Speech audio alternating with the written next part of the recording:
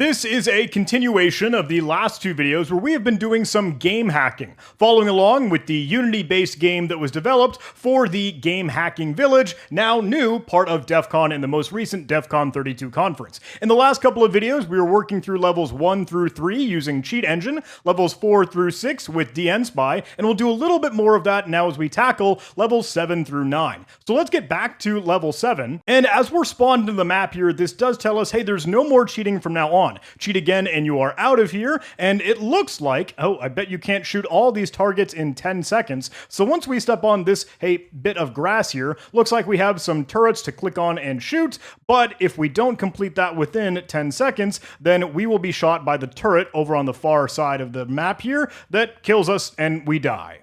If we were to open up some of our tools like Cheat Engine and DNSpy, we can open these applications, try to get back to it, we can restart the level, see what the game is up to. But if I restart the level, you will see a big cheater detected and a small, trivial anti-cheat functionality in place. Some of you may have noticed, if we were to actually open up the assembly that we were working with previously, part of the game hacking data, we can move into the managed folder and that assembly C# that we were looking at. Opening up this DLL and looking at this managed assembly, inside one of the classes here, we did see this anti-cheat bit of code. And this is interesting. It actually will try to determine or detect if you have a debugger attached, looking for Cheat Engine, even looking for a hash of the code here. And you can see down below, there's another function to check, hey, are there any cheat processes running based off of some given process names. And down below, you might be able to see there is a big long list of known cheat tools. Things that might have in the name cheat, like Cheat Engine, ArtMoney, Game Guardian, DNSpy, .peek, etc. So since we have control over the executable, we could just simply remove this using some of the methods and functionality that we had previously to go ahead and just remove or stub out any bits of code or functions here. Like we could, there's nothing to stop us going down and modifying so that this known cheat tools is completely empty. You could modify any of the methods above, but honestly, since we know that this is a mono game or Unity game based off of mono here, a fun fact is that Unity will end up trying to run some of the regular built-in and like default functions for some of those classes that it uses, like start and update. Any class using these mono behavior scripts will end up calling these functions, but if it doesn't exist, well, then it would not be able to know what code to run. We could basically remove these functions, start and update, and then the anti-cheat, in quotes, is kind of rendered useless, unless any other game object were to instantiate it on its own, and we are operating under the assumption that this anti-cheat class just relies solely on itself. There's no other functionality from other objects or other classes, but at least from what we can see in the code, that's a fine deduction to make here. So let's right-click and then simply edit that class. Once this decompiles and is up and at 'em, well, I know, and we did have some chatter on the previous video, and like, well, honestly, you could, and you should, probably just end up manipulating the IL, or intermediary language bytecode. And I'll show that in just a second, but kind of getting back to basics, keeping to what we know thus far, we could just simply remove these two functions, start and update. Once we get back to the rest of level 7, we could go ahead and chat a little bit more about the IL code and the bytecode behind it. But for now, let's compile, save, and we can see this in action. We could, as usual, kind of follow through that process to save the module. I like to call this with /modified. I know there's some chatter, hey, it'd be worth doing some version control in a GitHub repository, or just having your own .NET Loader sort of stub that might end up loading some other stuff for your own cheats in the future. But for now, we're keeping it with the basics. This is all for the beginners at the start here. Because I'm a beginner too. And you know what? All right, let's close out Cheat Engine. We won't need that. But if we get back to the Explorer folder, we could get back to the folder for our Game Hacking GG, move into the data directory, and then just sort of hot swap our original C# DLL that the game loads and put in place the modified one, given a copy of it. Since we have backed up an original, that's probably fine, but I think it's still good to do. Now we can restart the game one more time, and with that, we can load back into level 7. Cool, now we can still work with DNSpy, do whatever we need to,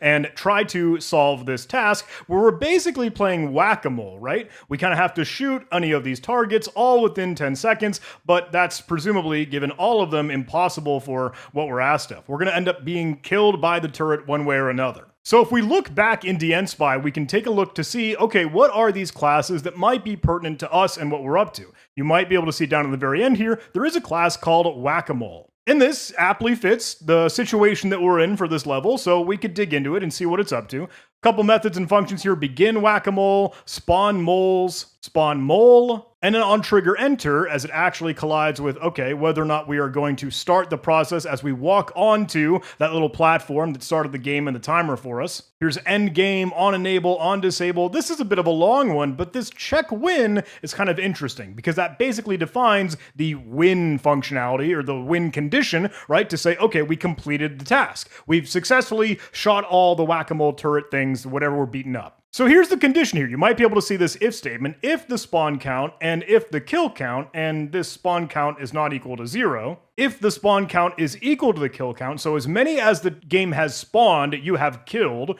then it'll end up playing the sound and giving you feedback that you've completed that task, and then spawning the flag. In this case, the mole flag. Otherwise, it'll end up killing the player and then returning false. You did not win in this check win condition. So we could, of course, just modify the code here, given this example. But I did want to mention, look, you can do a little bit more if you want to get under the hood and work with that intermediary language. I think for this case, for this small, simple game, just for our learning, it's not super duper necessary, but I do want to let you know that that's totally possible. Rather than edit method or edit class as we've seen before, you can edit IL instructions. And this will bring up a whole new menu for you, where you get to see some of that intermediary language and the code behind it that will almost look like assembly instructions, but really just the equivalent in whatever C# or bytecode compiled language here. The lines here 9 through 16, the ones highlighted, are what make up the condition that we're seeing in that if statement. You saw the variables referenced, like the spawn count, the kill count, and these are all loaded with that LD load field, FLD I'm thinking. And you can put this side by side the original code if you want to see how that might map to, hey, what you're actually seeing in the C# that's decompiled. dnspy and ilspy and .peek will do its best to decompile, but it might not always work. And especially if you're in any sort of application that will do some deobfuscation or try to mangle or mask and hide bits of the code, it's worthwhile to dig into the IL operators and this IL code here. And you can toggle these if you'd like. Clicking into one of those operators, you can take a look at what the other options are for yourselves. Things like load constant, integer 4, being a 0, 1, 2, 3, etc. Or anything else that it might do to load arguments or other pieces of logic. Really recommend you take a look at it online. It's probably worth having a reference and some notes as to what all of these might do. But truthfully, in this case, we don't really need to deal with them because we just kind of want to get rid of this condition. We just want to win one way or another. So basically, if true, just don't even have the if condition, let us run the code as we have won. So with that, all this selected as it was, I'm just going to hit delete. And now it's gone. Basically what we've been doing in the C# decompilation, but I did want to squeeze in some of that IL code so folks are aware of it. Now you can see our code has changed to not even deal with the return false condition underneath the if statement. Since it would return true at the end of this, we're just going to say, you know what, no matter what happened, you win. With that, we basically force the win condition, and we don't even need to shoot the moles or get shot by the turret at the end of the 10 seconds. So we'll save our module. Same process as always, just hot swap that in so we can work with it. Let's get into level 7 here, and now as we walk onto the platform, start the little activity to spawn all these whack-a-mole things to shoot at. Doesn't matter if we actually shoot at them or not. After 10 seconds, when it runs that check win condition as we saw in the code, we could do whatever the heck we want, but you'll see the flag has spawned just over there, so we'll go grab that and complete level 7. I can press I on my keyboard to open my inventory. You can see the flag here. Nice shooting, Tex. Fastest gun in the West. And now let's go back over and fall down the rabbit hole here to get onto level 8. Looking good. Now, on level 8, we have an interesting setup here. It says, hey, you apparently are the luckiest person in the world. If you're so lucky, it should be easy to win the lottery. Good luck. And we're given what looks like a chest here in the middle of the map and a floating kind of display to press the E key on our keyboard. So we could press E, and then it spawned that thing over there. And hey, hanging out with our unicorn raft, we could try to go collect it. Oh, if we aren't bumped by it. Now in our inventory, we have a fish. Okay, easy enough. Let's get back to the chest. We can go ahead and press E on our keyboard one more time. Now we have an apple. Good, good. Another fish, another fish. We can keep spawning these as much as we would like, but it looks like it just randomly gives us stuff. Okay, a balloon, another apple, a heart. Oh, that's awesome. So presumably the chest would give us the flag at some point, but it doesn't, and we aren't getting the right lottery numbers, so to speak, or we don't have the chance. It's not in the cards for us to actually get the flag from this, but presumably it could. So we could take a look at the code and try to make some sense of it, but I think for our learning now, we could probably level up. We could try some new things, get a new addition to our bag of tricks here. And remember, this is all an online resource. If you were to go visit gamehacking.gg in your web browser, this is the event page for the DEF CON 32 competition. You could download the game, you could download all the info, but the Unity CTF guide did include some other details and even some other tools that we might be able to work with. In this case, MelonLoader, and it's finally time for us to play with MelonLoader. If you were to take a look at the hints for the levels here, and again, all available online on that resource, gamehacking.gg, take a look at some of the levels. You could catch up to everything that we were at if you wanted to see some other ideas or some other tricks for those levels. Level 6, just previously, is where it was mentioning, you know what, maybe you could use MelonLoader and even use the Unity Explorer mod to be able to inspect some of the objects and see everything that's loaded into the game. This is exactly what we could do for level 7, but we will definitely do for level 8. So you could get this resource at melonwiki.xyz, and that'll bring us to MelonLoader, the world's first universal mod loader for Unity games. This supports IL2CPP and mono games. Obviously, we are just working with mono thus far. Would really love to dig into IL2CPP. I know a lot of folks in the comments were thinking about that one. I would like to pivot to some Unreal Engine and real games once we're done with this series. But for now, hey, we're having fun with Unity and MelonLoader. So look, you've got a couple options here. You can do the automated installation or the manual installation. Although it does note, it's highly recommended to use the automated installation when you can. So if we scroll back up to the automated installation, all we really need to do is download the installer, go ahead and run it, press select to open the game itself, and then it'll automatically detect whether it's a 32-bit or 64-bit game and what you might end up using for the version of Unity. You could specify that just as well, but the automated installer makes this nice and easy for us. So let's get that downloaded. We can open that up and go ahead and get it started here. And with that, it will, honestly, super easy, just let us select our game. So we'll navigate to our Game Hacking GG and the Game Hacking GG executable. Once I open that, it'll say, look, this is a 32-bit version that has auto-detected that, and the version of Unity that it's kind of cruising through. With that, we can go ahead and click Install, and then it'll download whatever it needs to, get it all set up, staged in the folders, and then the install is successful. You might be able to see now, if we go back to our Game Hacking GG, there is a lot more in this directory here, noting the MelonLoader, other mods you might be able to use, other user data, user libs, etc. I would recommend you keep taking a look at the wiki, though. They do have a little bit more insight on maybe if you were to play with this with Linux, maybe for Linux native games or any other info, some contact details, and even launch arguments. Looks like command line arguments that allow you to do different things as it started up. Worthwhile to know, but honestly, that kind of tells us, okay, this is going to end up doing some console work, right? Like if I were to get back to the folder and run our game, at this point now it opens up MelonLoader, which is kind of cool. You can see some of the insight, and look, how if we were to end up running this thing with the command line, now you could provide those arguments. But let's exit out for now, because on its own, MelonLoader isn't all that helpful. We really need the mods, or really adding the capability to use MelonLoader. But that will have created the user libs folder if you didn't have that created prior, and that will be helpful as we get our Unity Explorer up in action. Now, if we go back to Unity Explorer, go take a look at that on the GitHub repository, we do have the releases that we might be able to download, but there are a lot of them, and that might be a little bit confusing. So if I may, I'd suggest, look, just go take a look at the README, get a little bit more insight and info on this thing. It is an in-game UI, or user interface, for exploring, debugging, and modifying IL2CPP and mono Unity games. So this is awesome. This is going to come in super duper handy, and if we were to end up using it with MelonLoader, like we're planning on doing, all we need to do is unzip one of the release files into a folder, probably the one labeled MelonLoader, and copy the DLLs into the mods folder of your MelonLoader mods folder, copy all the DLLs inside the user libs folder into your MelonLoader user libs folder. Nice and easy. So let's go back over to the releases, download the rendition that we need, and then follow those instructions. I want MelonLoader for mono. Download that. Let's go ahead and extract this. And now we can put these side by side. So the mods folder over for our Unity Explorer should be able to just drag that in for MelonLoader. We'll do the very same for our user libs, just drag and drop. And now this is pretty cool. If we were to go open our game once again, you can see all the MelonLoader things firing up, as well as, I don't know if you caught it, the Unity Explorer being loaded alongside the game. So now when we get into action here, you've got all these new menus that pop up. And this is actually something you can toggle with F7. F7 on your keyboard, that will display or hide and show, okay, the Object Explorer clipboard that you might be able to copy and paste pieces of data and info, class data, etc. in and out. even a debug log here, and of course you can drag and move and manipulate these windows however you would like. But with all that said, let's go ahead and dig into what would be level 8 now, and let's see what it loads once we get into the scene, or the map. I can walk around as normal, and hey, kind of work with our chest, as we might play the lottery, see what this will spawn for us. But just a fish isn't really all that helpful. We can see everything that's displayed here, though, in the Object Explorer.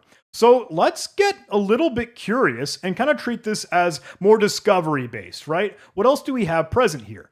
You see chest? Yeah, okay, so we can open that up, click into it, and now look at the inspector that opens. This is kind of awesome because you can totally change and manipulate whatever you want here, like the position of an object, its rotation, its scale, X, Y, Z. I want to actually do that. Can I make this like 12 for one of the axes and like double it in size? What does it look like now?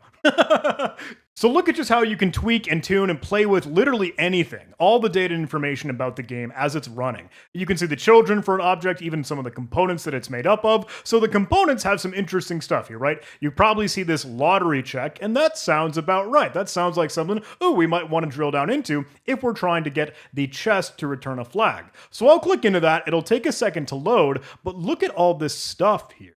Again, please, treat this as discovery, treat this as something that you just want to explore, see what's available. I really recommend you just kind of play with the interface, see what you can toggle, see what you can tweak, and have a little bit of fun here. Note, you do kind of have tabs for what you're looking at up top, so if there weren't anything all that interesting in our chest lottery check component there, we could get out of that. There's even a button activated zone, which is probably like, as we get closer and closer to the chest, being able to actually press E and like the proximity to be able to determine, okay, will we go follow through that functions? The loot, though, that's dropped by the chest is probably what's interesting to us. So let's dig into that. As that's opened in the inspector, take a look at all the properties, information, things that are included. And as we keep scrolling down, we can see anything that might be more related to loot. Like loot, game object to loot. Ooh, maybe it's chosen one out of a given, table here, loot table, like all the possible options. Like loottable.so, looks like it has a little bit more detail there. So let me click into inspect. And this is pretty sweet. Now we have a, what is this, more mountains. More mountains, by the way, if you wanted to Google one of the engines, I think like some, quick and easy kit that was used to help develop the game, given the models and properties and display and format and all. Just something to sort of streamline development. But let's look at the loot table. I can click into that one here and inspect it, and maybe that'll say, okay, these are all the objects that could be spawned. Like, look at this. We have a maximum weight so far, sort of variable weights computed, objects to loot, and this is something that actually is a collections. So it's a big long list, or an array of things that could be spawned, right? Let's collapse that, or expand that, excuse me. And now look at these choices here, 0 to 6, so we're 0 based. But if I were to inspect any of these loot game objects, let's take a look and see what we have here. Letting this load, but take a look. Game object loot, in this case, it's the apple. And it has like a chance percentage as to how likely that object is to be spawned. Even has a weight, which is interesting. But let's go back. We can use the tabs at the top here to go back to what we were looking at. Let's go see some of the others. We know the apple spawned. Do we have the fish here? Yeah, okay, cool. So that index 1, again being 0 base, the fish is what another option might be, given another 33% chance. Let's keep exploring, kind of see what else we got in there. We know some balloons had spawned. We saw the heart. How about this one? This is our lottery flag. Nice. That's what we're looking for. But the chance percentage is practically 0 in this case, 0.0033. Could we just like copy that object representation with the copy buttons over by the side here? Yep, okay, we can. We can see that in our clipboard. And maybe we could toggle or tweak some of the chance percentages just as well. Say it's 100% chance to work with. Maybe the game weight we could amp up like we saw for the others. They were like 10,000 or whatever. But honestly, a little silly hack might just be kind of going back to the other objects and then just pasting in, rather than it being an apple or a fish that would spawn, let's tell it to drop the flag. Kind of Dumbo, kind of cheesy, but that would work, right? We can go back to Apple, and we could do this if you wanted to for all the others, but as long as you feel like, you know what, there's going to be a decent chance and percentage likely that the flag will spawn. So with that all done, let me hit F7 to get back to the game, and I'll hit E to open the chest, and will we get a flag or anything spawned? E. Yep, okay, there's the flag. We did it! Super easy. Oh, it looks like I have to jump to go reach it. But now you might have saw it just over on the right-hand side. Take a look at our inventory with the I key. Wow, wow, lucky pull. Oh, they don't know our cheats. They don't know our hacks. Using Unity Explorer and MelonLoader to get into some cool action here. So let's go down now to level 9. And please, please, please, seriously, go take a look at all the sweet stuff you can do. F7 to toggle back and forth to use and tinker with this Object Explorer and Unity Explorer. This, I think, is a real game changer to be able to manipulate stuff in real time, like in action while you're playing the game for Unity. I do want to close all, though, and now let's get back to the game itself. So let me hit F7 and see what we have to do for this final level, level 9. It says, I'm done with you. Just race to the finish, but don't miss any coins. Bye. Okay, cool. So I just shift to run. Oh, shoot. It started a timer. I have like 10 seconds to make it to the end of this race. I don't know if that's going to happen. This is looking pretty lengthy. Grab all these coins, and I'm dead. Cool. All right, well, let's restart the level and see what other things we might be able to do with our Unity Explorer. Now that we have F7 as the cool capability, what do we have going on? What are the objects that are loaded here? Let's scroll down, and what we might be able to do is actually change our character and make him run faster. Like holding down shift allows us to run, but one trick might be able to see, look, are there any properties about the player? I'm assuming POC, proof of concept, character is the player itself. Yeah, that has that tag and that layer. Oh, dude, this is where we absolutely need to make ourselves like a giant. Let me see that. All right, bring that to like 20. Can we go off screen here? You know what? Let me settle on 5. There we. Oh no! Okay, but if we were to restart the level, will those changes stay in effect? No, they will not. So, good to know. Okay, anything that we tweak will be for that iteration, right? That running execution of the level. Anytime that we die or have to restart, we'll have to reset after all the changes that we would make in the Unity Explorer because they're all new objects, right? But let's see if our little character has any of these components that we might be able to mess with. Oh, do you see character run down there? Yeah, that might be a fine option. Let me double click into that, give it a chance to load. And now we could see all these properties. And again, there are a ton of these. You could keep scrolling, you could explore, you could see what else you might be able to mess with. Even functions that you could totally call, like click evaluate and let them run, do it if you want. I did see way back at the top though, just about a run speed, which right now was set to the float of 8, but can we set that to like 20? Let's hit apply. F7 to hide that, and now if I hold down shift, whoa, we're zooming! Oh, it started the match. Okay, are we going to be able to finish that? I don't know. I don't think I'm going to have the time. No, 2 seconds, absolutely not. I'm dead. I would love to learn, and seriously, this is things that I don't know, because I'm still trying to get smart on this. I am still trying to learn myself. But how could we even script a lot of this tweak and tuning and kind of playing with Unity Explorer and objects that we might be able to work with based off of this info? Like, could I just have something running in the background, like external mod or whatever trainer or whatever we want to call it, to say, look, I always want my run speed to be like 30. Let's hit apply. But I'd love to see, hey, how can we bring that out of the game rather than just that interface? All right, let me try to make the race now. Oh, I'm going to miss the coins. Oh, no. Will I make it? Will I make it? I don't think I'm going to make it. I made it. I made it. The flag spawned, but I died anyway. What the heck? Is there some other logic or some other condition that we should mess with?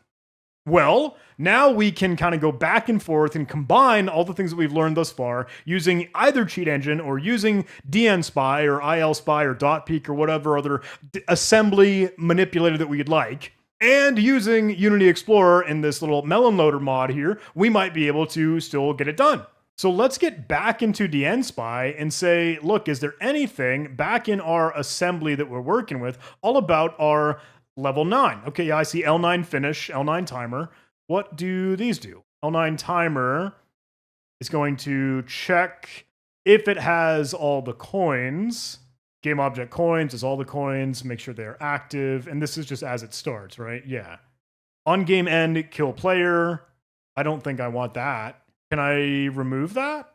Timer end. We don't need to particularly mess with the timer, but trigger game end doesn't sound cool. Granted, that's just called when it ends. Anyway, we could easily replace this, right? Let's right click and you could replace method body with stub, which is another sweet little trick that we had. If you wanted to just do nothing, that right click option will work fine. Kind of saves us the process of letting it decompile, just backspace and stuff out. Small, simple thing, right? What else can we do with L9 finish? Is that going to be something we should work with? Untrigger enter. If it is the player, if it's game over, then return, check in game requirements, kill player. Oh, if they aren't met, it'll kill the player. Otherwise, all that. Okay, no, it would end up putting the flag here. So that is a condition that we want, but it is worried about these check game requirements. But that's determining if we have all the coins. Did we miss some? Does it spawn some things that I'm just not tracking? Maybe they weren't visible to us, so we would need to make this change, hack it a little bit, and kind of beat up this condition. We can totally do that, though. Like, we've got that capability. Let's edit IL code. Just, again, get those IL instructions, and then, honestly, just remove that condition. I don't want it to kill the player, though, just either. So let's knock those out. You can see that it's now doing weird stuff, because it has some leftover details there. So when we move this to the side to try and see what else it's kind of comparing it to and how that maps to those old op instructions, then we might get a better idea. We probably still want to keep the condition of colliding with the player. If it's game over, return. I don't really need that to happen. I just need it spawning the flag. So can I select all of these? And we don't need the ret either. Removing the bool kind of processing there and triggering kill player. Let's just leave one load arc 0 for it to be able to keep working on the stack. And then all it will do is the completion feedbacks, play feedback, notice game over, and spawn the speed flag. Fingers crossed. Let me hit OK, and then we'll see how that looks. Let it kind of bring it back together. Oh, did some weird stuff on that condition. Okay, well, that is why we kind of want to get smart on the conditions of the IL instructions and opcodes there, right? We can Control-Z or edit undo, though, if we'd ever like to go back. Let's start from a different position and then try to edit the IL instructions from there. And we know that we're starting okay from 4. Let's also cover everything from triggering kill player and remove that. We hit delete. Let's try that one. Click OK. Okay, cool. That's looking good. If it is the player that collides with the end, L9 finish, in which case it will succeed, play feedback, game over true, and spawn the flag. Let's try that. Save module and that whole rigmarole.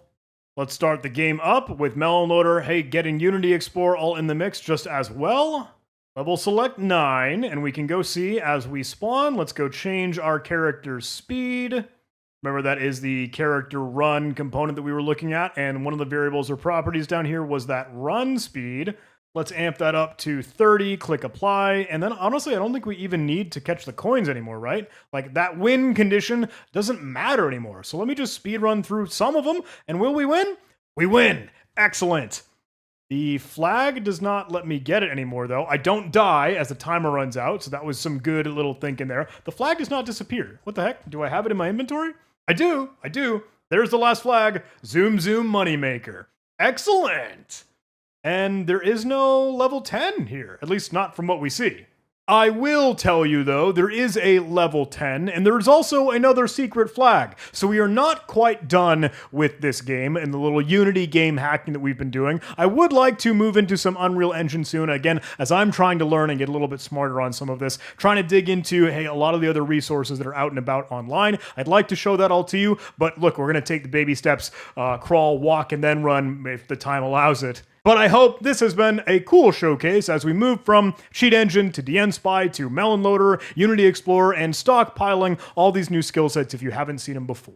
And if you have, look, please let me know. Give me some of the feedback on what I am doing right or wrong or otherwise, or some cool tools, or some other techniques, some tricks that you might have up your sleeve. I saw some folks mentioning something called Harmony, and I know a lot of folks were saying, hey, we should try to dig into some IL to CPP and other works, but look, this is a whole new wide world for me, and I'm just trying to learn and help showcase what I can figure out, but hey, give me all those resources and let me learn just alongside you. Thanks so much for watching. Hope you enjoyed this video. Please do all those YouTube algorithm things, like, comment, subscribe, and I'll see you in the next video. Oh, but hang on, before we go, I want to make my character like a chonker. Give him 5x5 here. Does that work? He's so slow now. Wait, we can zoom with the playback speed. Oh, don't fall, don't fall.